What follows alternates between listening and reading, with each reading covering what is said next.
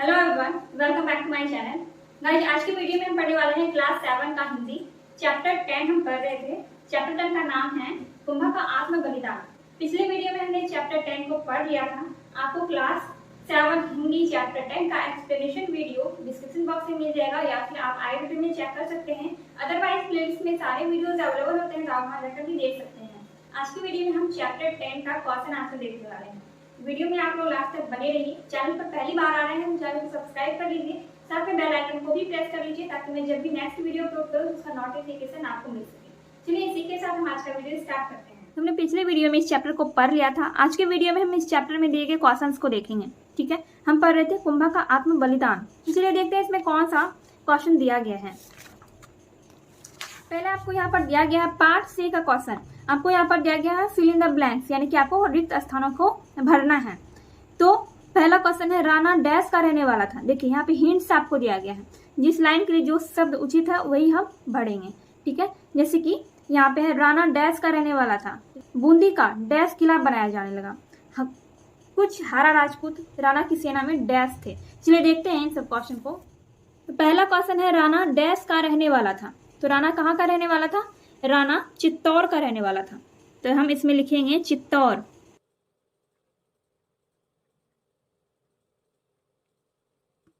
चलिए देखते हैं सेकंड नंबर का क्वेश्चन। यहाँ है बूंदी का डैश किला बनाया जाने लगा। बूंदी का नकली किला बनाया जाने लगा। यहाँ पर हम क्या लिखेंगे? नकली। बूंदी का नकली किला बनाया जाने लगा। नेक्स्ट है कुछ हारा राजपूत राणा की सेना में डैश थे। तो यहाँ पर क्या होगा? सैनिक होगा। ठीक है, कुछ हारा राजपूत राणा की सेना में सैनिक थे। सैनिक। नेक्स्ट है डैश ने सुझाव दिया कि बूंदी का एक नकली किला बनाया जाए। तो किसने दिया था सुझाव? मंत्री ने। तो हम यहाँ पर लिखेंगे मंत्री। मंत्री ने सुझाव दिया कि बूंदी का एक नकली किला बनाया जाए। नेक्स्ट है वीर कुंभा डैश का सपूत था। वीर कुंभा बूंदी का सपूत था। तो यहाँ पर हम लिखेंगे बूंदी। बूंदी एक छोटी सी रियासत का नाम है, यानी कि एक राज्य का नाम है बूंदी। तो वीर कुंभा कहाँ का रहने वाला था? बूंदी का रहने वाला था। तो हमने क्वेश्चन नंबर 1 का ये सारा क्वेश्चन सॉल्व कर लिया। चलिए देखते हैं क्वेश्चन नंबर 2, 3, 4, 5 एंड 6। देन हम देखेंगे पार्ट से आगे का क्वेश्चन। पहले हम ये सारा क्वेश्चन बनाएंगे, फिर हम आगे का क्वेश्चन देखेंगे। देखिए क्वेश्चन यहाँ पर दिया गया है कि हारा राजपूतों की राणा से नाराजगी का क्या कारण था। यानी कि हारा राजपूत जो थे वो राणा से क्यों नाराज थे। इसका आंसर मैंने लिखा है राणा के सैनिकों ने बूंदी का नकली किला बनाकर राणा द्वारा किले को जीतने की योजना बनाई। ठीक है, जो हारा राजपूतों के लिए, यहाँ पर लिखेंगे लिए हारा राजपूतों के लिए असहनीय था। इसलिए हारा राजपूत उनसे यानी कि राणा से नाराज था। ठीक है, मंत्रियों ने ये योजना बनाई कि बूंदी का एक नकली किला बनाकर राणा की प्रतिज्ञा को पूरी करवा देंगे, क्योंकि राणा ने प्रण लिया था कि जब तक मैं बूंदी पर अपना झंडा नहीं फहराऊंगा तब तक मैं एक भी बूंद पानी का नहीं पीऊंगा। तो इसलिए मंत्रियों ने ये योजना बनाई, क्योंकि युद्ध की पूरी तैयारी करने में बहुत टाइम लग जाता, इसलिए उन्होंने नकली किला बनवाया। और इसी वजह से हारा राजपूत नाराज थे, क्योंकि मंत्रियों ने नकली किला बनवाया था और युद्ध करने का नाटक कर रहे थे, इसलिए हारा राजपूत राणा से नाराज थे। हालांकि राणा को ये बात पता नहीं थी कि बूंदी का नकली किला बनाकर मेरी प्रतिज्ञा पूरी करने के लिए बनाया जा रहा है। तो ये हो गया आपका सेकंड नंबर का आंसर। चलिए थर्ड में देखते हैं। देखिए थर्ड नंबर में दिया गया है कि अपनी हार से क्रोधित होकर राणा ने अचानक क्या प्रतिज्ञा कर डाली। इसका आंसर मैंने लिखा है जब राणा युद्ध में बूंदी के हारा राजपूतों से पराजित हो गए तो उन्होंने क्रोध में आकर यह प्रतिज्ञा ली कि जब तक बूंदी पर अपना झंडा नहीं फहरा दूंगा तब तक एक बूंद पानी भी नहीं पीऊंगा। तो ये प्रतिज्ञा राणा ने की थी। जब आप चैप्टर को पढ़ेंगे तब जाके आपको अच्छे से समझ में आएगा, क्योंकि मैंने चैप्टर को एक्सप्लेन करके बताया है। उसमें कौन सी बात किसने कही है, क्यों कही है, सारी चीज मैंने उसमें एक्सप्लेन किया है। तो आप वो वाला वीडियो जरूर देख लीजिएगा। चलिए देखते हैं नेक्स्ट क्वेश्चन। 4 नंबर में है राणा की प्रतिज्ञा तुरंत पूरी किए जाने में क्या कठिनाई थी। राणा ने प्रतिज्ञा की थी कि जब तक बूंदी पर अपना झंडा नहीं फहरा दूंगा तब तक एक बूंद पानी भी नहीं पीऊंगा। इससे क्या हो जाता, अगर वो एक बूंद भी पानी नहीं पीते, कुछ भी नहीं खाते, ना कुछ पीते, तो उनकी तबीयत बहुत ज़्यादा खराब हो जाती। ठीक है, तो यहाँ पर देखिए इसमें पूछ रहा है कि राणा की प्रतिज्ञा को तुरंत पूरी करने में क्या कठिनाई थी। तो यहाँ पर आंसर मैंने लिखा है, बूंदी एक छोटा सा राज्य सही, पर उसे आसानी से जीता नहीं जा सकता था। चित्तौड़ यदि पुनः बिना तैयारी के युद्ध करता तो फिर से उसे पराजय का सामना करना पड़ता तथा युद्ध की पूरी तैयारी में काफी समय लग जाता। तो यही कठिनाई थी कि राणा की प्रतिज्ञा को तुरंत पूरी नहीं कर सकते थे। मैं इसको फिर से पढ़ती हूँ। चित्तौड़ यदि पुनः बिना तैयारी के युद्ध करता तो फिर से उसे पराजय का सामना करना पड़ता तथा युद्ध की पूरी तैयारी में काफी समय लग जाता। तो यही सबसे बड़ी कठिनाई थी कि युद्ध की पूरी तैयारी करने में बहुत टाइम लग जाता। इसलिए मंत्रियों ने क्या सोचा कि बूंदी का एक नकली किला बनवाकर राणा की प्रतिज्ञा पूरी करवाते हैं और उनको पानी खाना वगैरह खिलाते हैं। ठीक है, क्योंकि उन्होंने प्रण लिया था कि जब तक मेरी प्रतिज्ञा पूरी नहीं होगी तब तक मैं पानी भी नहीं पीऊंगा। तो इसलिए मंत्रियों ने बूंदी का नकली किला बनवाकर उनकी प्रतिज्ञा को पूरी करना चाहा। ठीक है, नेक्स्ट है, बूंदी का नकली किला क्यों बनाया गया। ये क्वेश्चन है कि बूंदी का नकली किला क्यों बनाया गया। तो इसका आंसर होगा, बूंदी का नकली किला इसलिए बनाया गया क्योंकि राणा अपनी प्रतिज्ञा को तोड़ने के लिए तैयार ना थे। उनकी प्रतिज्ञा के कारण उनके ही यानी कि राणा का प्राण संकट में आ जाता। युद्ध की पूरी तैयारी करने में बहुत समय लग जाता, इसलिए बूंदी का नकली किला बनाया गया। ठीक है, आई होप आपको सारा आंसर समझ में आ रहा होगा। कोई डाउट हो तो आप लोग कमेंट करिएगा। तो 6 नंबर का क्वेश्चन है, प्रस्तुत पाठ से कुंभा के किन किन गुणों का पता चलता है।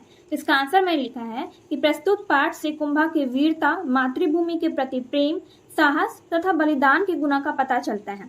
इस चैप्टर को जब आप पढ़ेंगे तो आपको पूरा चीज अच्छे से समझ में आ जाएगा। और मैंने आपको जितने भी आंसर बताए हैं सारी चीजें आपके चैप्टर में दिए गए हैं। और यहाँ पे मैंने ऐसा क्यों लिखा है, क्योंकि जब आप इस चैप्टर के लास्ट में पढ़ेंगे तो उसमें दिया गया है कि कुंभा ने आत्म बलिदान किया है। ठीक है, आत्म बलिदान किया और कुंभा अपने मातृभूमि के लिए हमेशा मर मिटने के लिए तैयार रहता था और बहुत ही साहस के साथ, बहुत वीरता के साथ वो युद्ध भी करता था। तो कुंभा के इन्हीं सब गुणों का हमें इस पाठ से पता चलता है।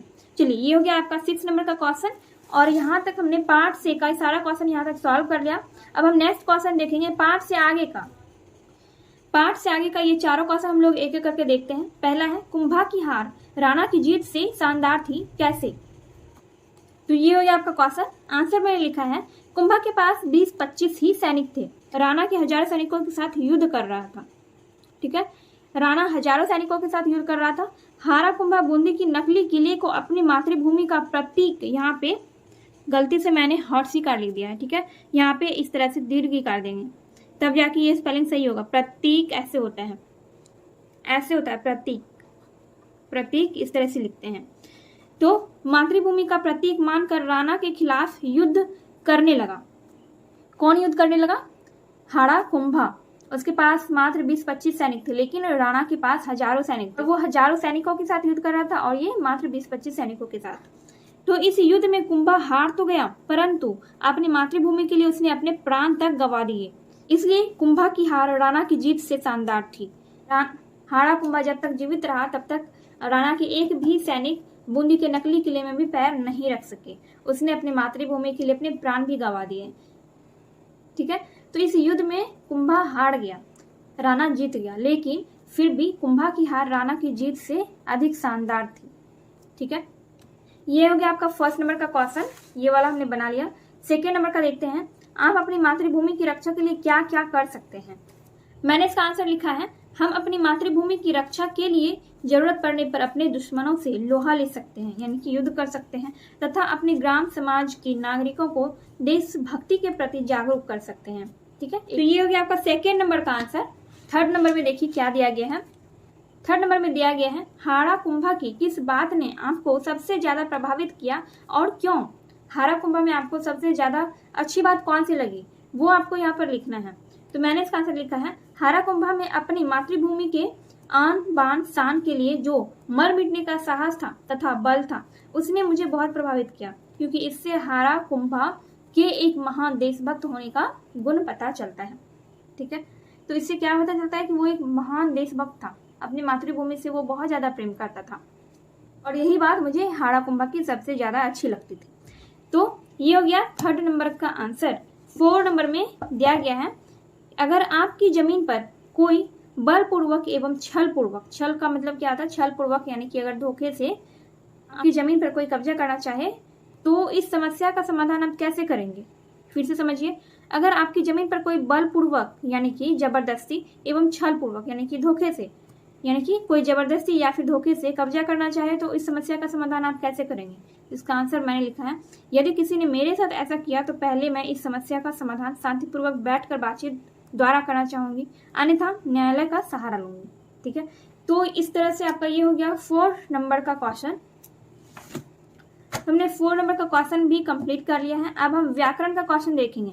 इसमें दिया गया है, पाठ में प्रयुक्त जातिवाचक एवं व्यक्तिवाचक संज्ञाओं को छांट कर लिखिए। इस पाठ में आपको बहुत सारी ऐसी संज्ञाएं मिलेगी जो जातिवाचक है और कुछ व्यक्तिवाचक है, तो उसको आपको क्या करना है, छांट के लिखना है, अलग अलग करके आपको लिखना है। चलिए देखते हैं इसका आंसर। तो व्याकरण में दिया गया है कि पाठ में प्रयुक्त जातिवाचक एवं व्यक्तिवाचक संज्ञाओं को छांट कर लिखिए। तो जातिवाचक संज्ञा मैंने क्या क्या लिखा है, जातिवाचक संज्ञा और व्यक्तिवाचक संज्ञा, ये आप शायद समझते होंगे। जातिवाचक संज्ञा क्या होता है, जिससे पूरी जाति की बोध हो। जैसे कि मैंने कहा लड़का, लड़का शब्द से पूरे लड़का जाति का बोध होता है। लड़की कहा तो लड़की शब्द से पूरे लड़की जाति का बोध होता है। ठीक है, मानव कहा तो मानव से मानव जाति का बोध होता है। तो ये होता है जातिवाचक संज्ञा। तो सैनिक, पशु पक्षी, कारीगर, मंत्री, हारा, हारा क्या है, जाति है, सेना, तो ये सब क्या है, जातिवाचक संज्ञा है। व्यक्तिवाचक संज्ञा का मतलब क्या होता है, जिससे किसी पर्सनल चीजों का बोध होता है, तो हम व्यक्तिवाचक संज्ञा कहते हैं। ठीक है, अब जैसे किसी का नाम आपने ले लिया, मान लिया कि आपने नाम लिया सीता कहा आपने, तो सीता क्या है, व्यक्तिवाचक संज्ञा है। व्यक्तिवाचक संज्ञा, व्यक्तिवाचक संज्ञा में हो गया आपका महाराणा, बूंदी, कुंभा, चित्तौर, तो ये हो गया आपका व्यक्तिवाचक संज्ञा। तो व्याकरण का ये पहला क्वेश्चन हो गया। चलिए 2nd नंबर का क्वेश्चन देखते हैं।